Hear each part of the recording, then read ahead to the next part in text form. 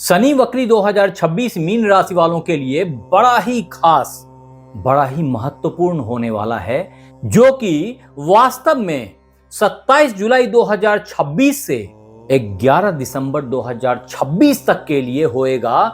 और ये 138 दिनों का टाइम फ्रेम, यानी कि पूरे 4.5 महीने नाक के नीचे से कब गुजर जाएगा दोस्त, आपको पता नहीं चलेगा। लेकिन ये वो वक्त है जो कर्म वाले मित्र बंधु, जो कर्म के सिद्धांत को फॉलो करते हैं, वो कुछ बड़ा अचीव कर लेंगे। ये अलग बात है कि मीन राशि वाले ऑलरेडी शनि की 7.5 से गुजर रहे हैं। इसके लिए मैंने एक बहुत ही खास मीन राशि शनि की 7.5 का वीडियो बना रखा। अगर आपने नहीं देखा जरूर से देख लीजिएगा। लेकिन इस टाइम फ्रेम में जितनी परेशानियां थी, उसमें एक जबरदस्त परिवर्तन आपको दिखाई पड़ेगा। मैं बहुत विस्तार से अब आपको ये बताने वाला हूं।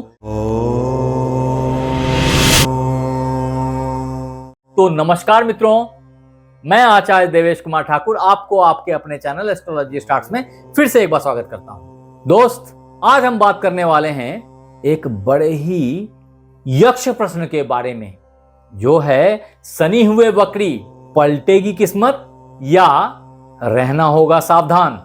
ऐसा इसलिए बोल रहा हूं कि मीन राशि वाले ऑलरेडी शनि की चरम परेशानियों से गुजर रहे हैं। हालांकि इसमें दो मत नहीं है कि एक जबरदस्त सुधार आपको दिखाई पड़ी है अभी, जिसकी व्याख्या मैं आखिरी में करूंगा। लेकिन वो हुई है और आप उसको एक्नॉलेज करेंगे, आप उसको एक्सेप्ट करेंगे। लेकिन उससे पहले यह समझ लें कि शनि वक्री हो तो क्या होता है, या यूं कह लें कि शनि वक्री का मतलब क्या होता है। फंडामेंटली इस चीज को ऐसे समझें मित्र कि ज्योतिष में किसी भी ग्रह की मूवमेंट, जो कि सर्कुलर मूवमेंट है, का रुक जाना और उल्टा हो जाना, उलट के चलना को वक्री कहा गया है।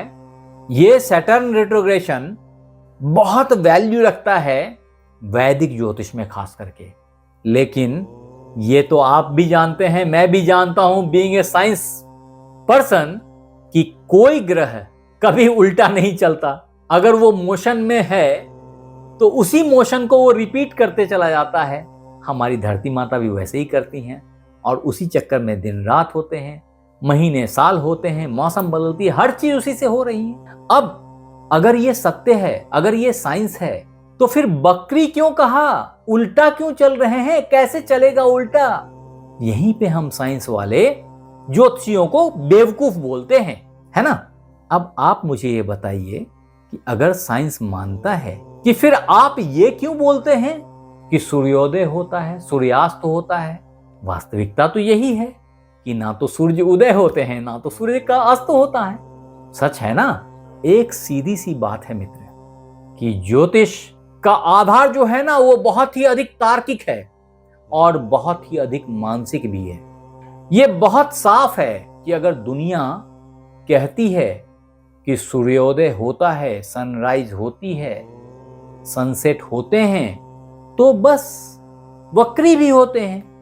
क्योंकि ये एक कंपैरेटिव विजन है जिसको आप पृथ्वी से देख पाते हैं। क्योंकि दो ग्रह एक सामंजस्य में चल रहे हैं और अचानक से एक ऐसी स्थिति आती है जहां पे कि दूसरा ग्रह रुका हुआ प्रतीत होता है। ये सच है, वो रुकता नहीं है। लेकिन आप तो साइंस में देखते हैं, आपने तो अपने मोबाइल में भी देखा होगा कि temperature 35 degree feel 45 degree feel 40 degree. ऐसा कैसे होता है? अगर टेम्परेचर 30 डिग्री है तो फील 35 का 32 का कैसे हो सकता है? तब तो फील भी 30 का होना चाहिए।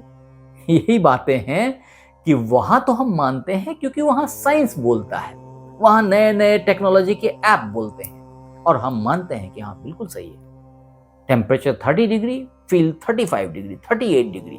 लेकिन यहां नहीं मानने को तैयार होते, क्योंकि मेरे जैसा कोई ज्योतिष बोलता रहता है। वहां सोचते इसको क्या आती है, फालतू की बातें, साइंस से बिलग कुछ भी बोलते हैं। इस थ्योरी से बाहर आ जाइए और चीजों को सूक्ष्मता से देखने की कोशिश कीजिए, आपको हर चीज दिखाई पड़ेगी फिर। और अगर आपने अपने बचपन को याद किया तो आपको याद आएगा कि जब आप किसी ट्रेन में बैठे खिड़कियों से झांक रहे थे ना, तो आपकी ट्रेन अचानक से चलने लग गई और आपको लगा कि वाह, मेरी ट्रेन तो चल रही है। फिर अचानक से आपने देखा कि बाजू की ट्रेन निकल गई और आप वहीं के वहीं बैठे हैं, उसी डब्बे में, उसी ट्रेन में, और आपकी ट्रेन तो चल ही नहीं रही। कहने का मतलब यह है मित्र, इसी स्थिति को ज्योतिष में वक्री कहा गया है। वो रुका हुआ प्रतीत होता है। और ऐसी स्थिति में जब सूर्यदेव को गौर करके देखेंगे तो जो प्रकाश सुबह में आपको प्राप्त होती है वो बड़ी कंफर्टेबल लगती है, लेकिन वही सूर्यदेव जब आपके समीप आ जाते हैं और बिल्कुल सर पे आ जाते हैं तो आपको महसूस होता है कि सूर्यदेव ने चलना छोड़ दिया, रुक गए हैं ऊपर आकर के मध्याह्न में। गति तो सेम ही है, सुबह भी वही थी, अभी भी वही है, लेकिन जब कोई लाइट आपके ऊपर लगातार पड़ने लग जाती है तो हो सकता है वो आपको चुभने लग जाए। और यही स्थिति उस ग्रह की होती है जिसको हम स्टैग्नेंट बोलते हैं, वक्री बोलते हैं, रिट्रोग्रेडेड बोलते हैं। वो शनिदेव अभी आपके लग्न में विराजमान हैं, मीन राशि वालों, और यहां बैठे हुए वक्री शनि अभी उल्टे चलते प्रतीत हो रहे हैं। वो इधर जा रहे थे, अब इधर जाते हुए समझ में आ रहे हैं। एक बात को बहुत साफ बताती है, और वो ये है कि जब भी कोई ग्रह, सिर्फ शनि नहीं, कोई भी ग्रह वक्री होता है तो वो अपने एक घर आगे के इफेक्ट भी देता है, अपने एक घर पीछे के इफेक्ट भी देता है। जिस घर में है उसका इफेक्ट तो देता ही देता है।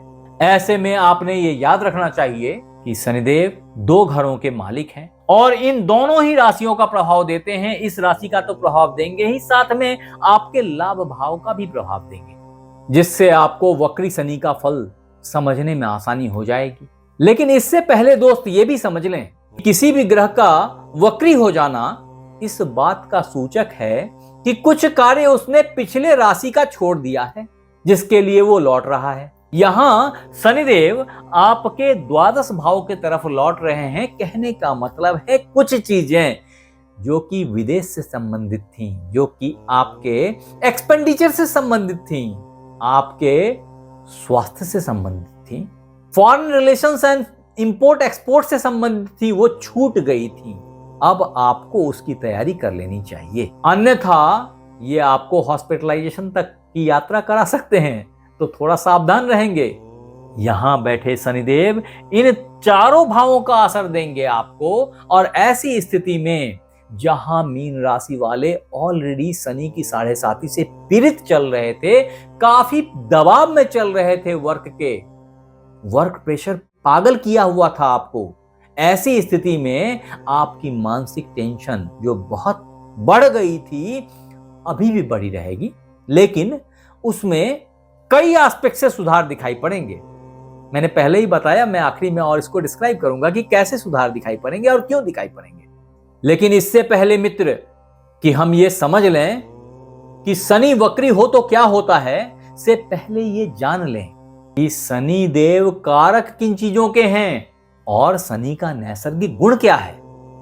तो आपको याद रखना चाहिए कि शनिदेव धर्म के, धैर्य के, न्याय के, कर्म के, सेवा के, मेटल्स एंड मिनरल्स के प्रदाता हैं। ये धीरे धीरे चलने के कारक हैं और आपके शरीर में घुटने, आपकी दांतें, आपकी पर्सनालिटी के भी द्योतक हैं। ऐसी स्थिति में उस शनिदेव का वक्री हो जाना, जो वायु तत्व का कारक है और जल तत्व की राशि में विराजमान है, शुष्क ग्रह है, सुस्त ग्रह है, ऐसी स्थिति में दोस्त वक्री शनि का फल वास्तव में जल में हवा भरने जैसा होगा। परिणाम यह है कि जल में जब आप हवा भरेंगे तो बुलबुले आएंगे, झाग होएगी। ये झाग आपके विजन की हेजीनेस बढ़ जाएगी मीन राशि वालों, या यूं कहूं कि मीन लग्न वालों, अथवा पीसेस जॉडियक साइन की बात करूं तो, क्योंकि मैं इकट्ठा ही इसकी बात कर रहा हूं, मैं सिर्फ मीन लग्न या सिर्फ मीन राशि की बात नहीं कर रहा। तो आपने जो अभी खास कार्य है करनी, उसमें आपको आपके पर्सनालिटी के ऊपर कार्य करना है, अथवा आपके बाल संवारने हैं, नहीं तो झड़ जाएंगे। आपको टेंशन से दूर रहना है, आपको रत जगहों से बचना है, अनिद्रा की प्रॉब्लम से दूर रहने की कोशिश करनी है और स्वास्थ्य का स्पेशल केयर करना है। अन्यथा पांवों में कष्ट हो सकता है, दांतों में कष्ट हो सकता है। ये सब कुछ संभव है मीन राशि वालों, क्योंकि यहां ये इंपॉर्टेंट है कि जहां शनिदेव बैठे हैं वो रेवती नक्षत्र है और नक्षत्र श्रृंखला की आखिरी नक्षत्र है।